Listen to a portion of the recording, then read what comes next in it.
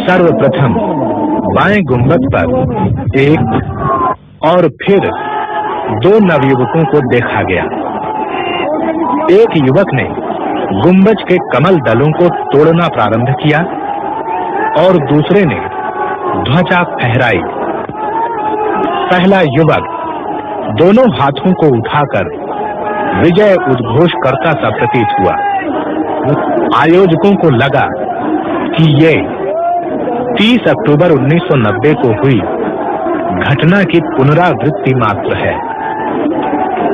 मंच से प्रार्थना की गई कि कोई भी कारसेवक अनुशासन न तोड़े और जो लोग गुंबद के ऊपर हैं वो नीचे उतर आए। लेकिन एक के बाद एक युवक विवादित ढांचे के गुंबदों पर चढ़ते दिखाई दिए। संघ के कार्यकर्ता भी विफल रहे इस जन उन्माद को रोकने में।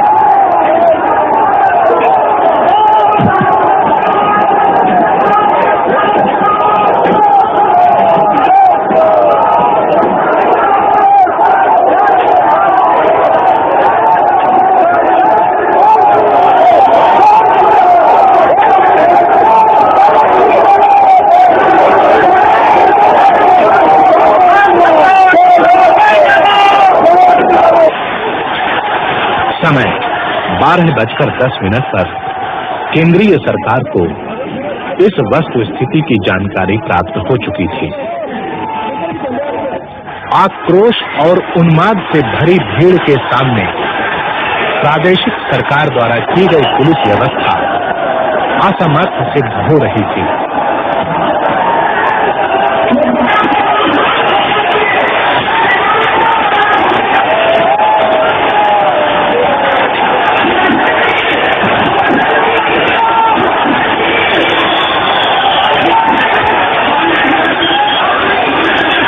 बारह 12:45 पर प्रदेश सरकार ने केंद्रीय सरकार से कुछ और सुरक्षा दलों को भेजने की प्रार्थना की।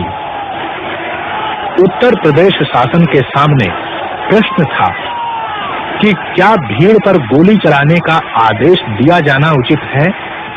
क्या स्वतंत्र भारत में भी जनरल डायर द्वारा अमृतसर के जलियांवाला बाग में सन 1919 में खेली गई खून की होली को दोहराया जाना उचित होगा? एक तरफ थी ऐसी कानून व्यवस्था जिसका मानो देश की करोड़ों जनता की भावनाओं से कोई सरोकार न हो, तथा दूसरी तरफ थी सदियों से दबाई जाती रही देशवासियों की भावनाएं, जो अब एक नया ज्वार बनकर उमड़ पड़ी थी। और आखिर भारतीय जनता पार्टी की सरकार को प्रदेश की जनता ने श्री राम मंदिर पुनर्निर्माण का जनादेश पालन करने के लिए ही तो चुना था।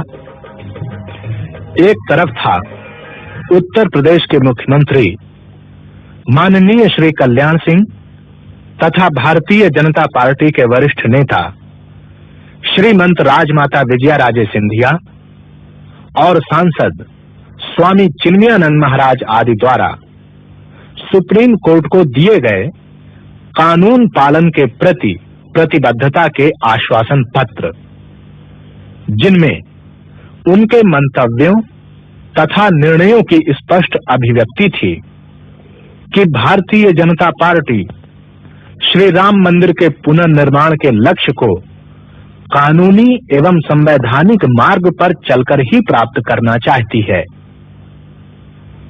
और इसी के साथ थी भारतीय जनता पार्टी सरकार के नीतियों की न्यायपालिकाओं, संसद तथा राष्ट्रीय एकता परिषद आदि अन्य सभाओं में की गई उद्घोषणाएं कि भारतीय जनता पार्टी की सरकार राम भक्तों पर किसी भी हालत में गोलियां नहीं चलाएगी।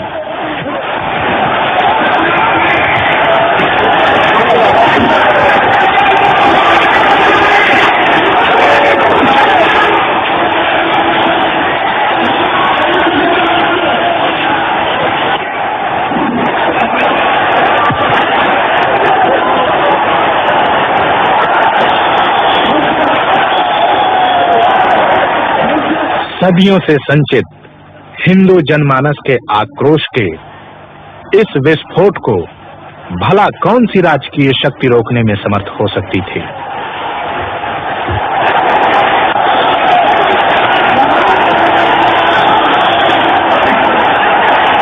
मंच से राष्ट्रीय स्वयंसेवक संघ के सर कार्यवाह माननीय श्री एच.वी. शेषाद्री तथा अन्य नेताओं द्वारा की गई अपील भी विफल रही।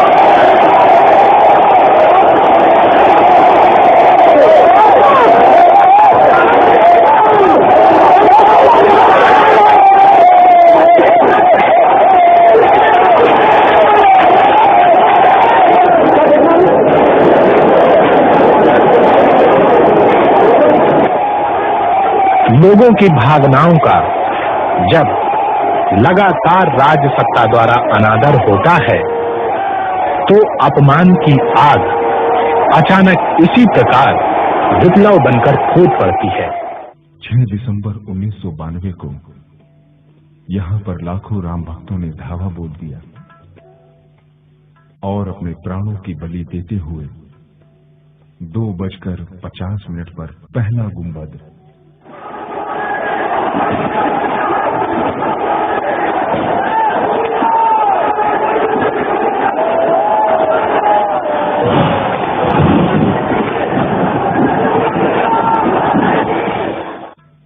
और 4:45 पर आखिरी गुंबद तोड़ दिया। उत्तर प्रदेश के अभूतपूर्व मुख्यमंत्री माननीय श्री कल्याण सिंह जी ने सारी घटना की जिम्मेदारी अपने ऊपर ले ली और सत्ता को तिलांजलि दे दी।